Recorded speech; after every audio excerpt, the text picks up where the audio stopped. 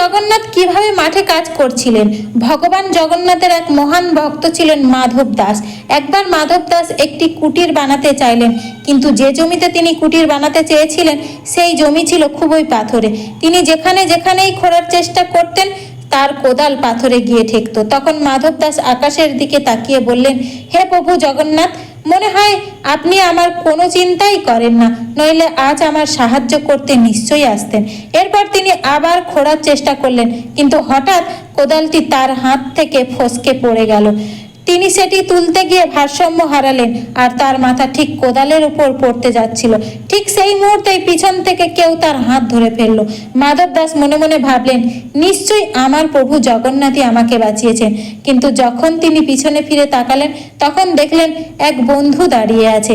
মাধব দাস বললেন, ধন্যবাদ বন্ধু, তুমি আমাকে পড়ে যাওয়া থেকে বাঁচালে। আসলে সেই বন্ধুর রূপ ধরে স্বয়ং জগন্নাথই তার ভক্তকে সাহায্য করতে এসেছিলেন। এরপর তিনি মাধব দাসের সঙ্গে মাটি খুঁড়ে কুটির বানাতে সাহায্য করতে লাগলেন। কিন্তু তখন ছিল প্রচণ্ড রোদ। তখন সূর্যদেব ভাবলেন, প্রভু এত কষ্ট পাচ্ছেন, তাই তিনি নিজের তাপ কিছুটা কমিয়ে দিলেন। তারপর বায়ুদেব মৃদু শীতল হাওয়া বইয়ে দিলেন। তারপর ইন্দ্রদেব আকাশের মেঘ এনে ছায়া তৈরি করলেন। অনেক পরিশ্রমের পর অবশেষে সেই কুটির তৈরি হয়ে গেল। এই কাহিনী আমাদের শেখায়, যে ভক্ত সত্যিকারের ভক্তি করে তার সাহায্যে স্বয়ং ভগবান ও মানুষের রূপে এসে পাশে দাঁড়ান। জয় শ্রীকৃষ্ণ।